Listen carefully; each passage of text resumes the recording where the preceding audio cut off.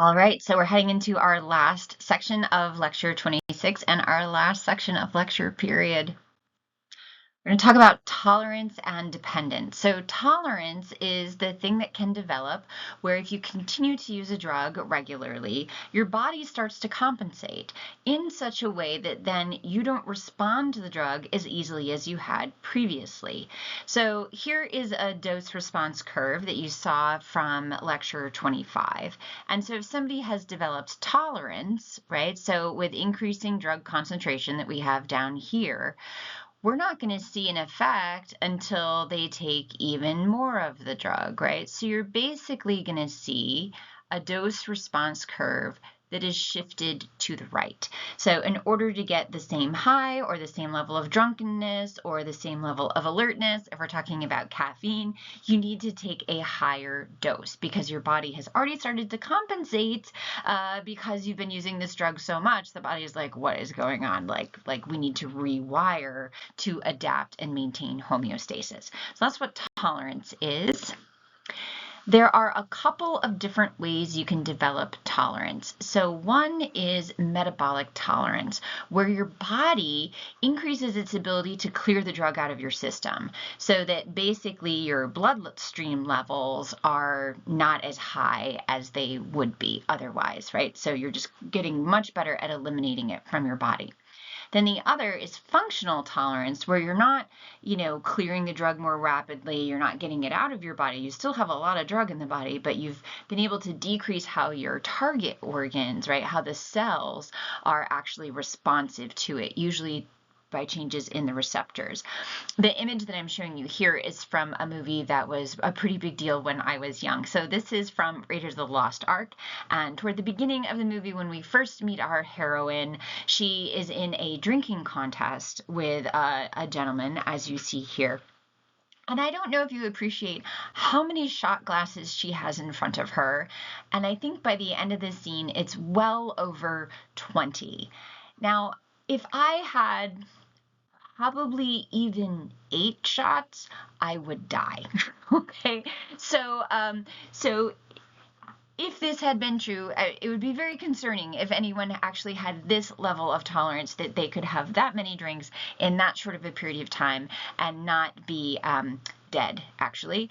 So that is tolerance. I don't think it was necessarily a good thing to show teenagers, but anyway, so here we go. So let's talk about metabolic tolerance a little bit more in detail. And this is, in fact, one of the ways that your body develops tolerance to alcohol specifically. So with regular consumption of alcohol, the liver is going to ramp up its ability to break it down. So obviously, we already have the ability to break down alcohol. That's why when you have an alcoholic beverage, it doesn't stay in you forever. You don't stay buzzed or drunk or whatever forever. It wears off. And it wears off because your liver is taking that alcohol, which is ethanol, is the type of alcohol that's in drinking alcohol, and it uses an enzyme called ADH to turn it into something called acetaldehyde, which is actually toxic. So thankfully then we have another enzyme called ALDH, which we use to then turn that into acetic acid, which is the ingredient that's in vinegar, and we have the ability to handle that no problem. So if you drink regularly, your alcohol is like, man, like this is not good. And so your liver is going to increase its production of these enzymes. It's going to increase the activity of these enzymes so that if you as someone so if we have someone who is tolerant to alcohol and we give them, say, 3 shots and you give me 3 shots and then you measure our blood alcohol levels afterwards, mine's going to be much higher, right? Because their liver is able to clear the alcohol much more quickly because it has ramped up its enzymes. Now you might think, oh, that's really awesome. Thank you, liver. Yes, and if somebody has tolerance, that means that they are drinking enough alcohol regularly enough that their body is saying something is wrong and we need to take action. So a lot of times medically, we'll use the presence of tolerance as a warning sign or a red flag that someone's alcohol intake is too high. The other type of tolerance that can develop is what's called functional tolerance. So this is your blood levels are going to still be the same, right? That's not what's being influenced here, is your ability, it's not your ability to clear the drug out of your body, but you're making the cells less responsive to the drug, most of the time by changing receptors. So this is one of the things that happens with opioid use. So morphine, heroin, fentanyl, all of those are opioids, and they bind to opioid receptors. So they are agonists, right? So remembering from our previous lecture. And so what happens if you are regularly inundating your opioid receptors, so I'm going to put these little, like, I don't know, with like heroin or something, right? So if you're regularly putting, right? And the cells are like, man, we're just always being stimulated with this drug, and like if we can't behave normally because we're always high or whatever, then the cell is going to decrease the number of receptors. So that even if you load the synapse, I can't draw very well. Okay, there, I'm loading the synapse with heroin apparently. Okay, that there's still only, half as many receptors available. So the functional impact on the cell is going to be lessened, right? So there's still just as much drug present, but the cell is less able to respond. It's kind of resistant, right? We've decreased the number of receptors. So in order to get the same effect, you're going to need to really ramp up the dose so that you are making sure with that random movement of molecules, as many as possible are hitting those receptors. So we see this happen with opioids, that with regular and continued use, people need higher and higher doses in order to get the same effect, which is the definition of tolerance. But it happens this way by downregulating receptor expression on the surface of the cell.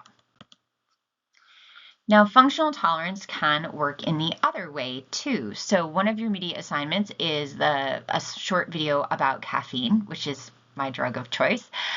So the way caffeine works is, if you've seen the video, you know this already, but it works by blocking adenosine receptors. So adenosine, they're showing you here, it's this kind of sleepy looking molecule, and it blocks the receptors. So here we have these little caffeine molecules, and they are sitting in the adenosine receptors, preventing adenosine from binding. So therefore, it is a competitive antagonist, right? It's like, no, you can't sit there, I'm going to sit there, right? That competitive game of musical chairs. So the adenosine can't bind. So what happens, and this is just a still from the video, is that your body, in order to adapt, starts growing new adenosine receptors. So this is what we're seeing here, is it's like, fine, if you're going to block all those receptors, and here we're starting to grow a new one here. So you grow new adenosine receptors so that you still have the opportunity for adenosine to bind the cell the way it should, and then it makes you feel sleepy and all of those things.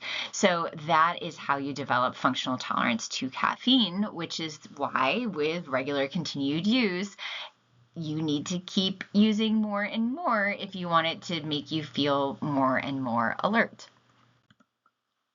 So I just wanted to point out that with functional tolerance, if it's an agonist drug that normally activates the receptor, the way your cell is going to compensate is by decreasing the number of receptors. So there are fewer opportunities to activate the receptor. If it's an antagonist drug that normally blocks the receptor, then you're going to increase the number of receptors. So then you have the opportunity to have those receptors be activated the way they would normally. So it's kind of cool to put those things together, I think, anyway. But now, what if the drug isn't around? So let's say your synapses in your brain have rewired themselves to compensate for the presence of a drug, say caffeine, right? Then they will not behave normally in the absence of the drug. So once you rewire so that you're at homeostasis when the drug is present, now if the drug is absent, you are not going to be functioning normally. This is called physiological dependence. So your body physiologically is dependent on the drug being present for normal function because you've rewired yourself for that condition. And then you're going to be dysfunctional without it. And that dysfunction is what causes the symptoms of a withdrawal.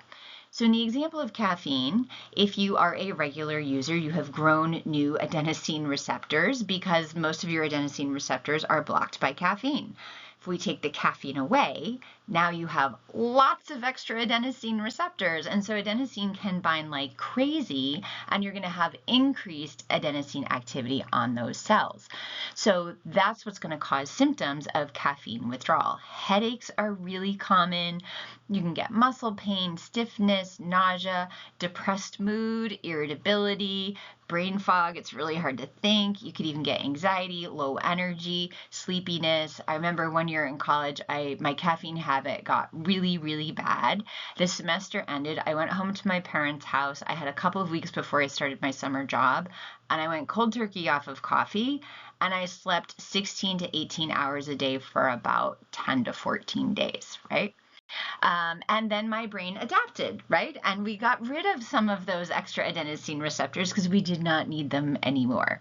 Of course, I've regrown a few since then, I believe.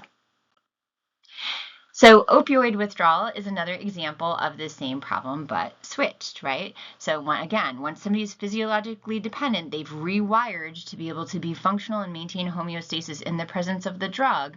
If you remove the drug, then now things are dysfunctional and they're going to have withdrawal symptoms.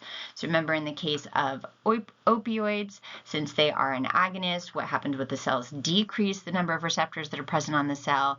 And then when you don't have the drug around, you're not getting enough activity on those cells, and that causes all kinds of symptoms. The symptoms of opioid withdrawal tend to be really profoundly unpleasant, and people can feel really, really desperate to alleviate the symptoms, and the easiest way to alleviate the symptoms is to use the drug. Right?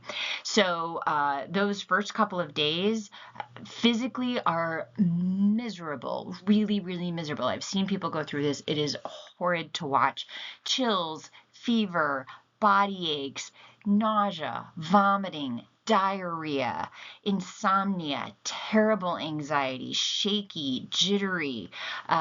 They feel desperately awful. Eventually, the brain plasticity, right, where it's going to start to adapt to the absence of the drug. And so eventually you're going to start to, put new receptors on your cell surface. But it takes time, right? And depending on the drug and depending on how long you were using it and at what doses and all those things, that can influence the timeline.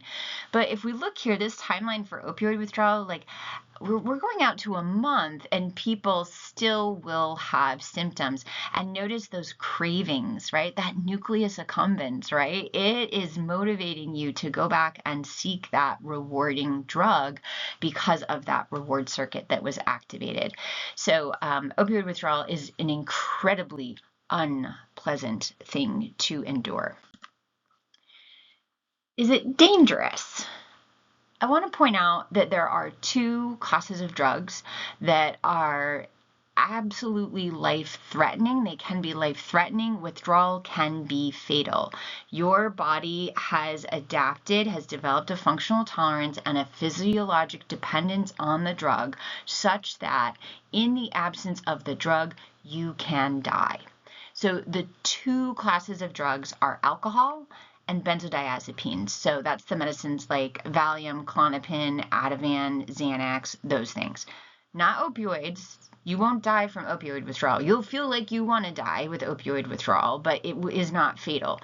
But these two are potentially fatal. So you can see some of the common side effects or physical withdrawal symptoms that people experience. So sweating, nausea and vomiting, elevated heart rate are common for both of those. And if somebody doesn't get medical attention and medical treatment to help them through this withdrawal, it can be fatal. So alcohol and benzodiazepine withdrawal syndromes can be fatal. They should be supervised in a medical detox facility. I once had a student who was a TA, terrible alcohol dependence disorder, alcohol use disorder, and he would sometimes show up in the morning for a lab in acute alcohol withdrawal. He would be shaky, he would be sweaty, he would be nauseated. Sometimes he would have to run to the bathroom to throw up, right? So really ill with alcohol use disorder. I don't know what happened to him. I hope he got better. I tried to encourage him to go into a detox facility. I don't know what happened. But what I want to point out is while you need to know that both alcohol and benzodiazepine withdrawal syndromes can be fatal and need close medical supervision, I also want to point out that while other withdrawal syndromes are not going to be fatal, that does not mean that they aren't dangerous. So withdrawal syndromes are dangerous for a variety of reasons. One is you feel sick and lousy. And so you cannot do the things in your life that you need to do. So work or school, right? So you can have profound problems. You could lose your job because you are going through this withdrawal. You can have terrible fallings out with the people who are close to you, right? Ruptures of relationships when you are so ill with withdrawal, right? So these are significant illnesses that cause functional disability. Then there's the physical symptoms themselves, which can cause problems, right? So if you're having vomiting and diarrhea nonstop for a couple of days, you can get dehydrated, right? You might need IV fluids. So even though these withdrawal syndromes aren't usually typically in and of themselves potentially fatal, some of the consequences may well need medical intervention and treatment. And then probably the most dangerous part is that the withdrawal syndrome, especially if it's intensely uncomfortable, which most of them are going to significantly motivate you to restart use of the drug because that will take the withdrawal away, right? So when you are feeling that ill and you know if you just take that one pill or you just take that one drink, like that'll make this go away, that is profoundly motivating, especially with all the overload of your reward circuit that's happened over time and the emotional learning that has happened in response to that. So withdrawal is dangerous on a number of levels. The question then becomes, is recovery possible? And yes, right? So neuroplasticity, we have our brains adapt to the presence of these drugs and they can also adapt to the absence of these drugs, but it is often very difficult. Sometimes it takes a really long time for the brain physiology to go back to normal. Now, in the matter of caffeine, which is not on the scale of things as highly addictive a substance as many other things, it's days or weeks until your brain kind of goes back to normal. What we're looking at here is an image of someone who was a methamphetamine addict, and we're looking at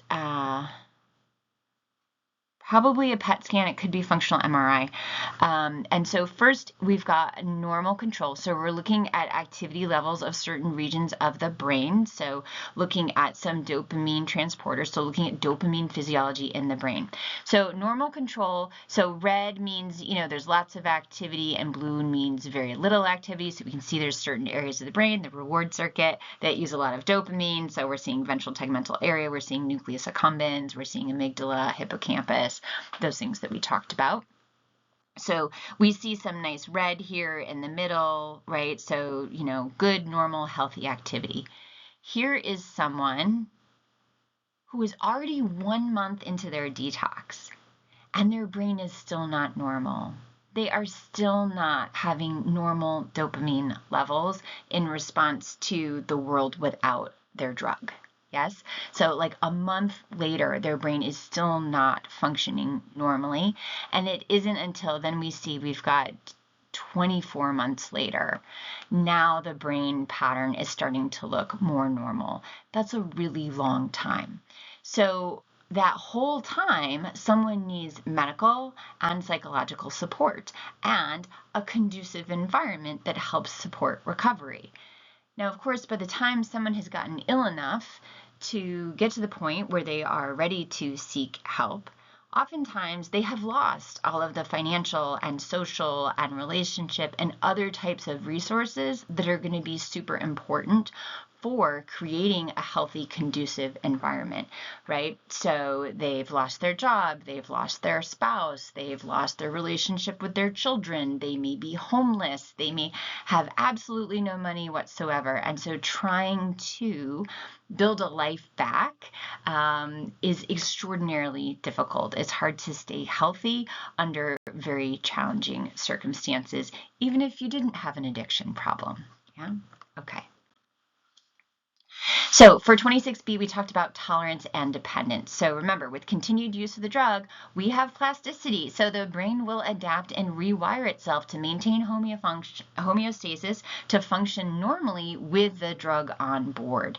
So you develop tolerance, which is needing a higher dose of the drug in order to get the same effect. So that dose response curve moves to the right.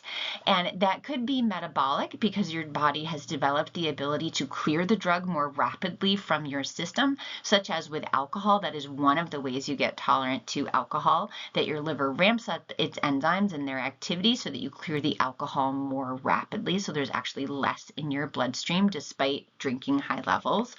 Or it can be functional, which we talked about the different ways we change how many receptors are present. So if the drug is an agonist, like the opioid drugs are, well, then we're going to decrease the number of receptors that you can potentially bind to so that you're not activating all of these receptors so much of the time.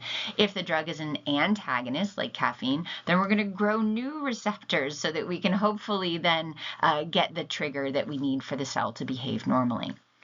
So with that functional tolerance, then you are rewired to function normally in the presence of the drug. So in the absence of the drug, you can have withdrawal symptoms. You don't function normally, and that is physiological dependence.